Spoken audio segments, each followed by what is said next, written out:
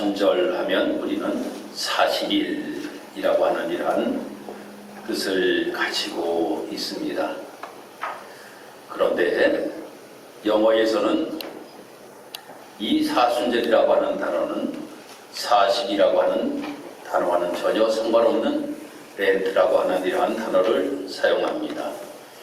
이 렌트라고 하는 단어의 어원은 어디에서 나왔는가 하면 봄이라고 하는 이러한 어원에서 나왔습니다. 그러니까 이 봄이라고 하는 것, 이것은 사계절 중에 한 계절이 봄이지만 또 다른 의미에서는 희망을 이야기할 때에 봄이다 라고 이렇게 이야기를 합니다.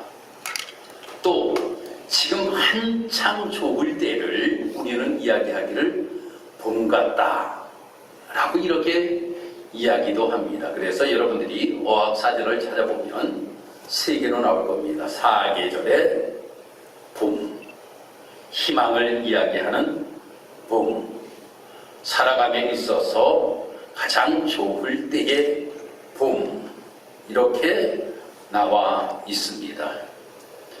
이 봄이라고 하는 것은 소망의 계절이다 라고도 이렇게 이야기를 할 수가 있습니다. 그래서 설교를 제가 준비하면서 이 봄이란이라고는 아주 좋은 글이 있어서 제가 옮겨와 여러분들에게 한번 읽어드리려고 합니다. 겨울을 움츠림으로 말하면 봄은 기지개라고 말한다. 겨울을 떠나보냄이라고 하면 봄은 맞이함이라고 한다. 겨울을 차가운 노래라 하면 봄은 부드러운 노래라 한다. 겨울을 추억 만들기라 하면 봄은 추억이 찾아오는 길이라 말한다. 겨울을 차가운 바람이라고 하면 봄을 산들산들 바람이라 한다. 겨울을 부족한 메아리라고 하면 봄을 따뜻한 메아리라고 한다. 겨울을 흰 입김이라고 하면 봄은 하얀 속삭임이라고 한다. 겨울을 울음이라고 하면 봄은 미소라고 한다. 겨울을 멀리 바라봄이라고 하면 봄은 가까이 쳐다봄이라 한다. 겨울을 누워 있음이라고 하면 봄을 일어섬이라고 한다. 겨울을 낭만의 바다라고 하면 봄은 가늘게 출렁이는 파도라고 한다. 겨울을 후식의 기간이라고 하면 봄을 생명의 태동이라고 한다. 겨울을 냇가의 얼음이라고 한다면 봄을 냇가의 흐름이라고 한다. 겨울을 정지된 고드름이라고 한다면 봄은 녹아내리는 고드름의 물방울이라 한다. 겨울을 사랑이 간직된 마음의 우물이라고 하면 봄은 사랑이 찾아오는 흐르는 강물이라고 한다. 겨울을 흰색 벌판에 뿌려둔 햇빛이라고 하면 봄은 밭에서 쏟아 나는 파릇파릇한 냉이 줄기라 한다. 이러한 글이 있어서 제가 봄이라고 하는 것이 이만큼 참으로 우리에게 좋은 계절이구나 라고 하는 것을 다시 한번 느끼게 되었습니다. 우리는 이 사순절을 이야기할 때에는 항상 금식하고 절제하고 또 그 위에 고난 이러한 것들만을 우리가 생각하지만 이 사순절 기간을 통하여서 우리는 희망을 볼 수 있는 성도들이 되어야 된다고 하는 겁니다. 그 희망이 무엇입니까? 예수 그리스도께서 우리를 위하여 고난받으시고 십자가에 못 박혀 돌아가신 것으로 끝나는 것이 아니라 우리가 마치 씨를 뿌릴 때에 수고하였지만 가을에 그 추수할 것을 기대하며 소망하며 삶을 살아가는 모습과 같이 우리는 예수의 부활을 소망하며 기다리는 절기가 바로 이 봄이라고 하는 렌트입니다. 사랑하는 성도 여러분, 이런 이야기가 있습니다. 봄은 소망의 계절이다 라고 이야기하면서 아무리 추운 겨울이라 할지라도 봄을 이길 수는 없다 라고 하는 글이 있습니다. 이야기가 있어요. 아무리 추운 겨울이라고 할지라도 봄은 이길 수가 없는 겁니다. 1월달 너무나도 추웠잖아요. 얼마나 많이 추웠는지 교회에 많은 곳마다 전부 다 전기 제품을 전부 다 틀어놨더니 교회 전기가 최대 용량이 40kW를 써야 되는데 38kW를 써더라고요. 추움으로 인하여 얼을까봐 전부 다 히터를 전부 다 펴놨었는데, 아니 이제는 히터를 틀 필요가 없어요. 봄이 옴으로 인하여서 이 모든 것들을 전부 다 치웠습니다. 코드를 뺐습니다. 그래도 얼리려고 겨울이 노력하고 할지라도 얼릴 수가 없어요. 우리 성도 여러분들, 우리가 삶을 살아가면서 겨울과 같이 힘들고 어려움 속에 우리가 삶을 살아갈 때가 참으로 많이 있습니다. 그런데 우리에게는 봄이 찾아온다라고 하는 겁니다. 그렇기 때문에 희망을 가지고 삶을 살아갈 수 있는 우리의 모습이 되어야 된다라고 하는 겁니다. 오늘 본문의 말씀을 보면 38년 동안 병자로 아무것도 할 수 없는 모습으로 삶을 살아가던 한 사람이 등장합니다. 그런데 그에게는 자그마한 희망이 있었습니다. 그 희망이 무엇인가 하면 베데스다라고 하는 연못이 있었는데, 그 연못에 천사가 이따금씩 내려와서 물을 한 번씩 동하여 주면 그 물에 제일 먼저 들어가는 사람이 깨끗하게 낫는 거예요. 그러므로 인하여 수많은 환자들이 베데스다 연못가에 진을 치고 있었습니다. 물이 한 번 동합니다. 내가 들어가야지라고 하면 다른 사람이 들어감으로 인하여서 들어갈 수가 없었습니다. 그래서 그는 절망 중에 삶을 살아가고 있었는데 한 사람을 만나게 됩니다. 그 한 사람이 누구인가 하면 바로 예수님을 만나게 되었다라고 하는 겁니다. 그 예수님을 만났는데 예수님께서 말씀하시기를 뭐라고 말씀하시는가 하면 바로 일어나 가라고 말씀하시는 거예요. 아니 베데스다 연못에다 넣어주는 것도 아니고 어떻게 치유해 주시는 것도 아니고 말씀으로 그에게 이야기하기를 내 자리를 들고 일어나 가라 라고 이렇게 예수님께서 말씀하시는 겁니다.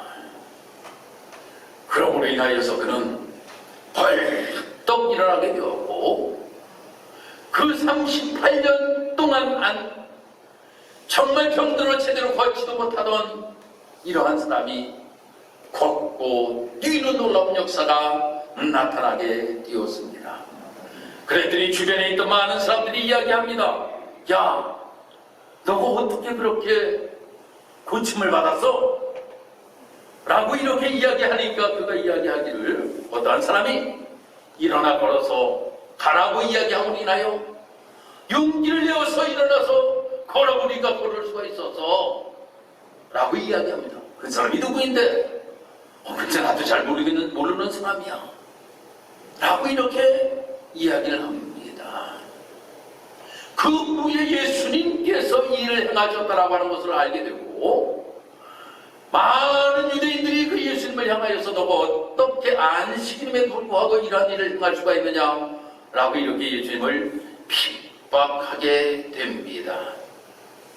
그럴 때 예수님께서 말씀하십니다. 뭐라고 말씀하시는가 하면 예수님은 안식일보다도 큰 분이다 라고 하는 것에 관하여 예수님께서 말씀하시고, 또 예수님께서 아버지가 일하시니 나도 일한다라고 이렇게 이야기하면서 하나님은 자신의 친아버지라고 부르셔서 하나님과 동등됨을 이야기합니다.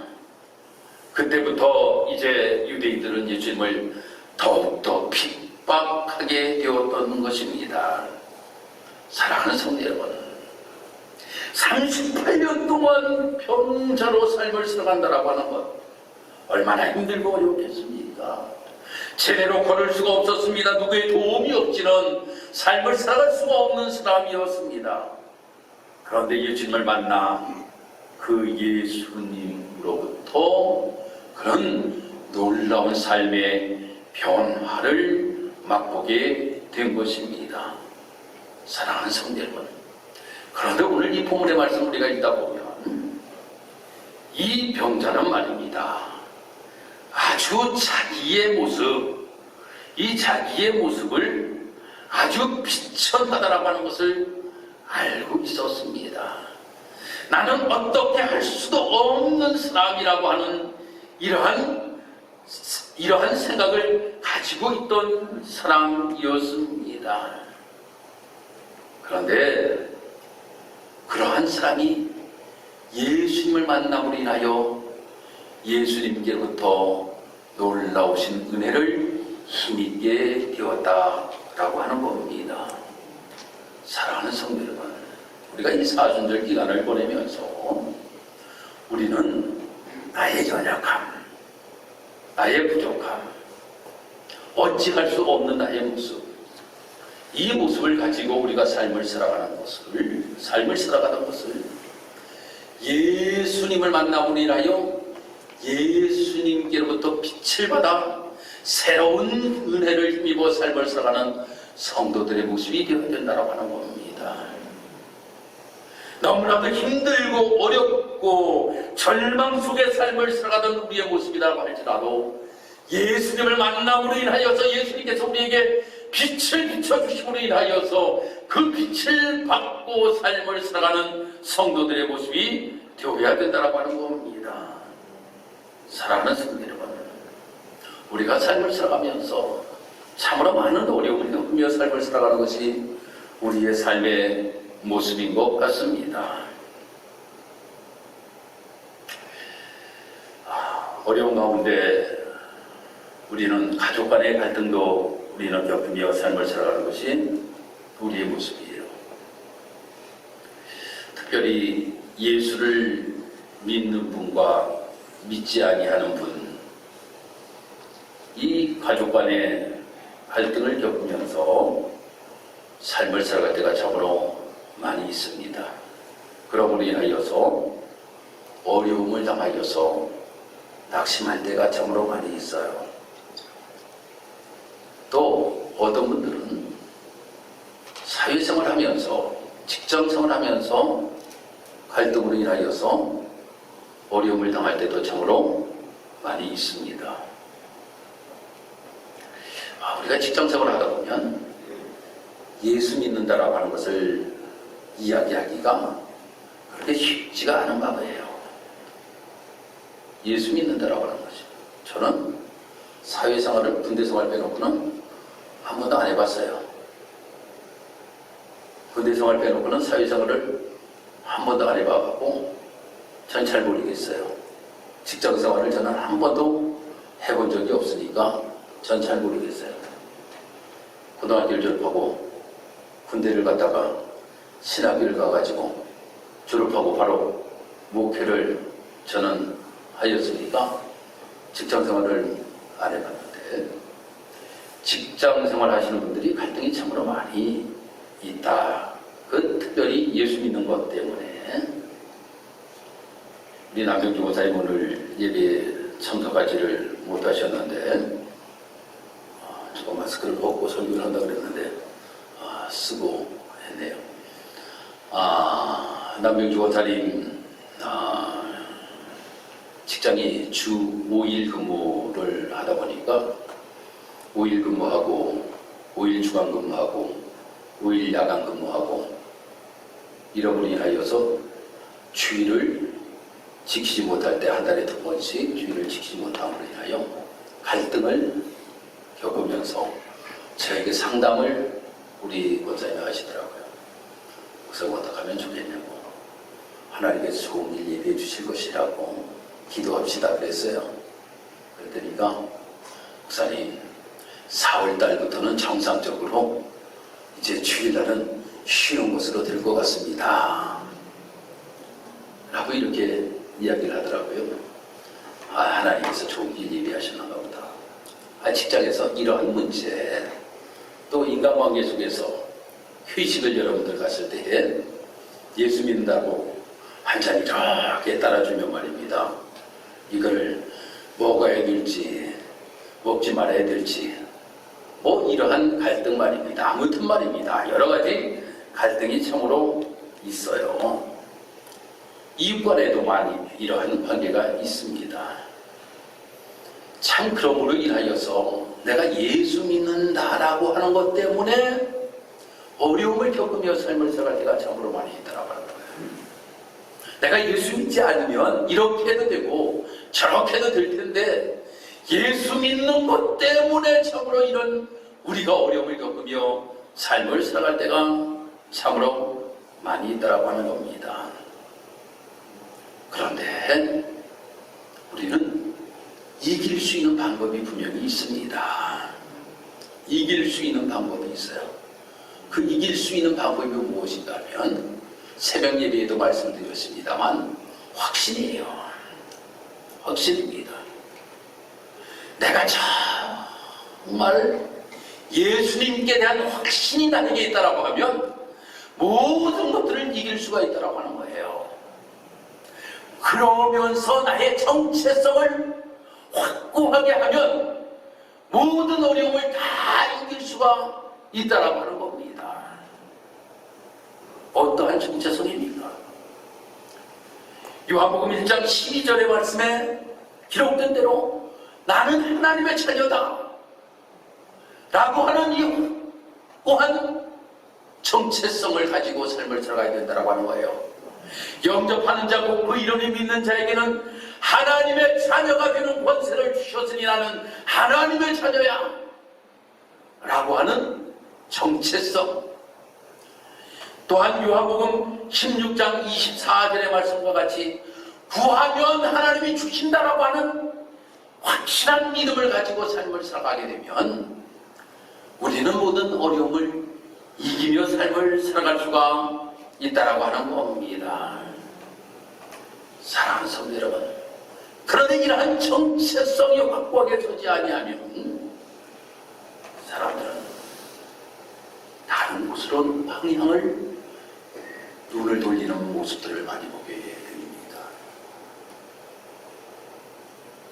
요즘 아이들이 게임을 참 좋아합니다. 여자아이들보다 남자아이들이 좋아하는 것 같아요. 우리 성현이도 아주 게임을 엄청나게 좋아했습니다. 그런데 어느 날부터 게임을 아예 하지는 않더라고요. 그러다가 이번에 시험을 끝나고 게임을 한번 하더라고요. 그래서 게임이 잘 되니 그랬더니가 아빠 손이 다 굳었어요. 손이 다 굳었대요. 이제는 손이 굳어서 게임을 잘 못하겠다. 요즘 게임에 중독되는 아이들이 참으로 너무나도 많이 있습니다. 왜 아이들이 게임에 중독되는지 아십니까?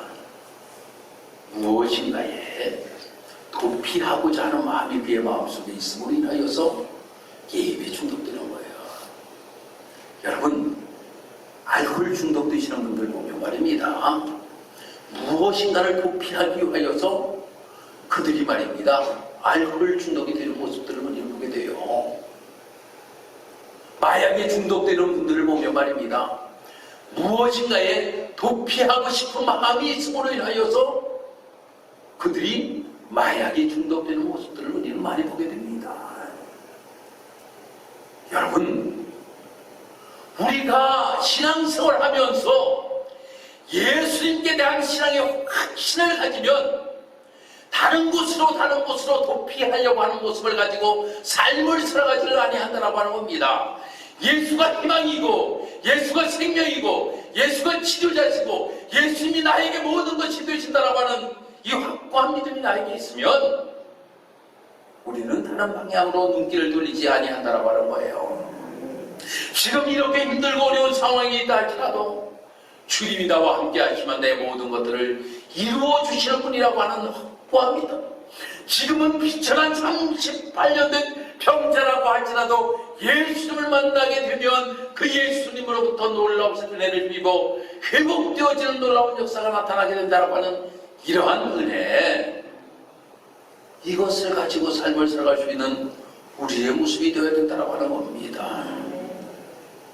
우리나라에서 가장 안전한 차가 무엇이라고 여러분들 생각하십니까? 볼보.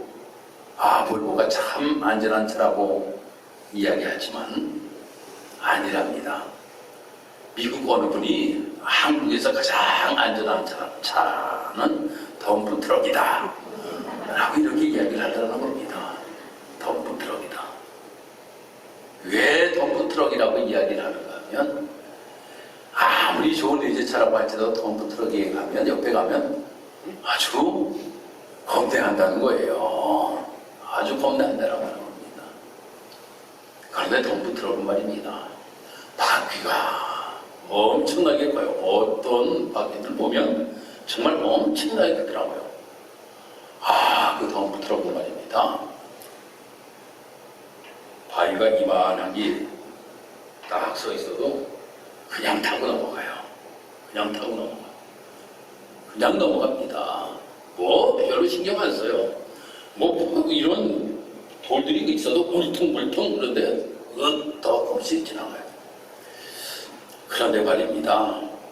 오토바이를 운전하고 가는 사람들은 요만한 바위를 하나 잘못 건드려도 말입니다. 그냥 넘어지게 됩니다. 흔들려서 그냥 넘어지게 돼요. 우리의 신앙이 말입니다. 덤프 트럭 같은 신앙이 되어야 된다고 하는 거예요.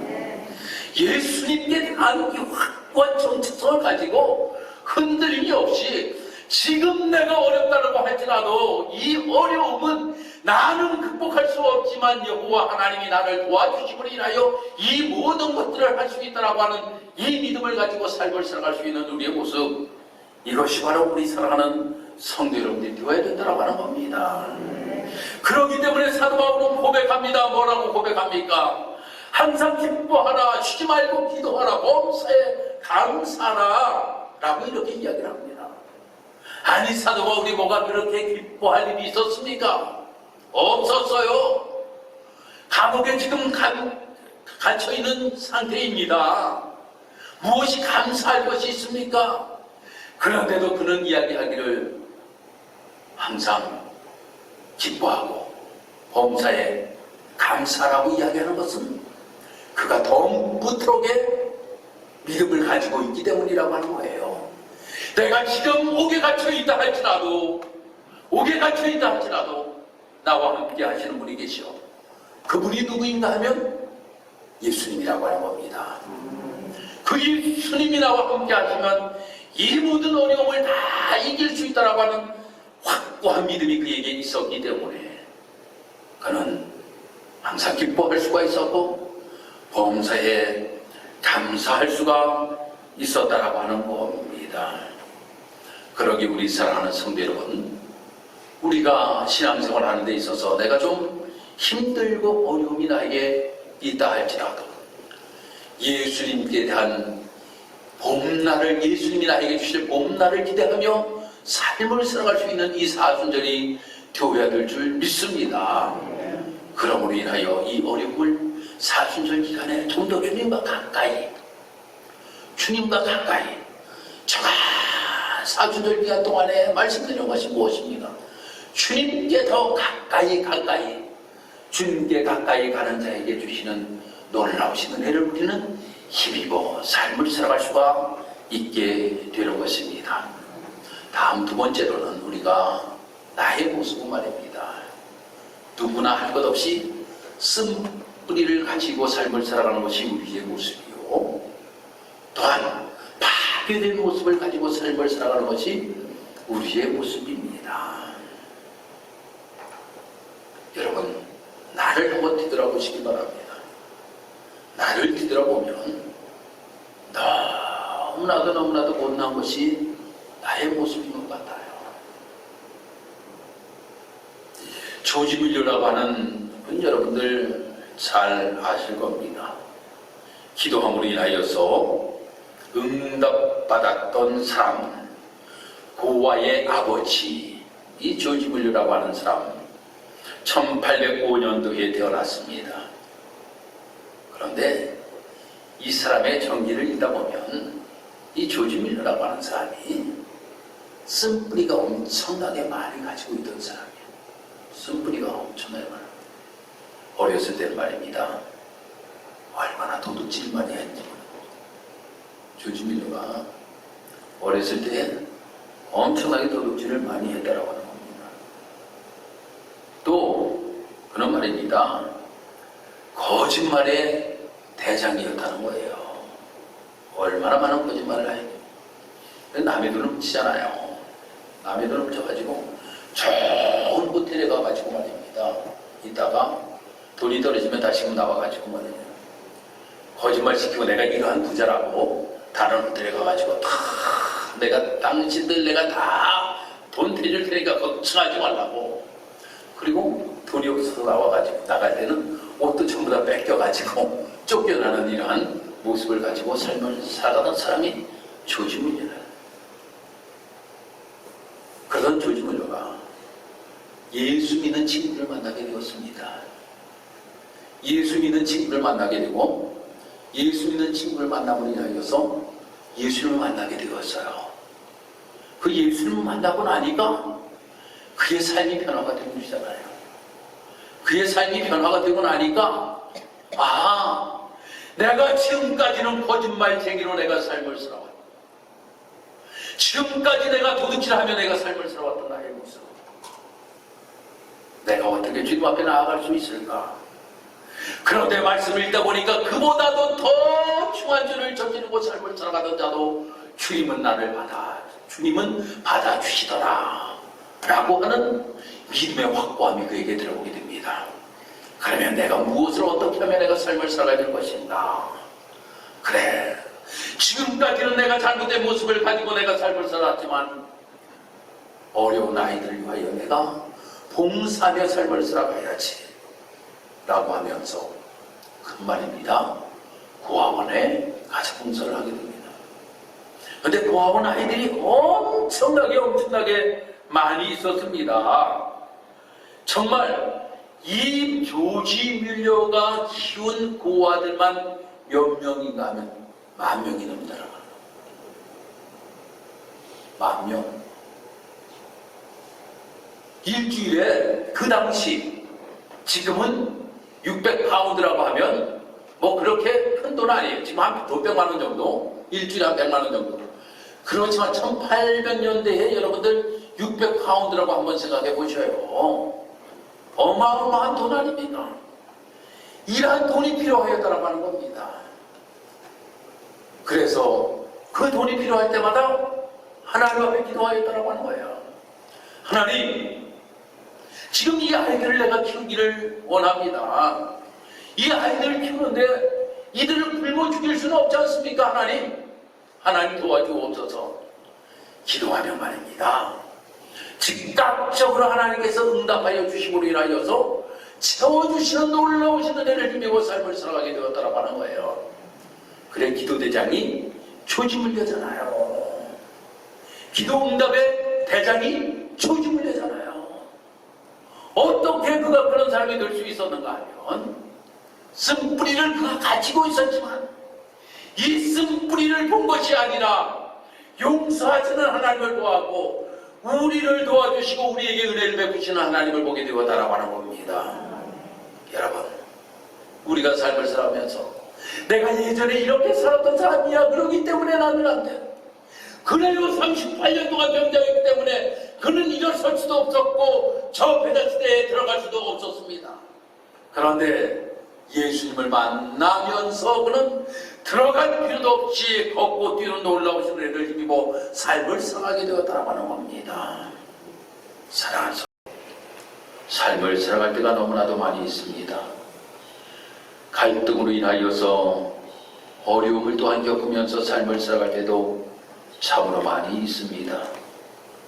하나님, 38년 된 병자가 그가 어찌할 바를 몰라 어둠의 터널 속에 삶을 살아갈 때에 예수님께서 그에게 빛을 비춰주심으로 인하여 자리를 털고 일어나 걷게 되었던 놀라우신 은혜를 우리는 보게 됩니다. 하나님, 이 사순절 기간이 봄의 계절입니다. 이 봄의 계절에 우리 사랑하는 성도들에게 새로운 희망을 허락하여 주옵소서. 하나님, 우리 사랑하는 성도들이 그러므로 인하여 어려움에서 회복되어지는 놀라운 역사가 있도록 하나님 인도하시고 축복하여 주오기를 원합니다. 일어나지 못할 어려움이 있습니까? 일어설 수 있는 빛을 비춰 주옵소서.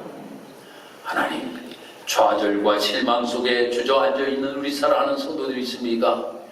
일어설 수 있는 빛을 저들에게 비춰 주옵소서.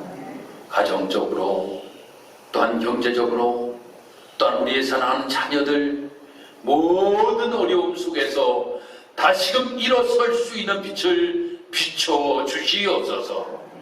그러므로 이 사순절 기간 동안에 더욱더 주님이 주시는 놀라우신 은혜를 힘입어 소망 속에 승리하며 삶을 살아갈 수 있는 우리 모든 성도들 다 되게 도와주옵소서.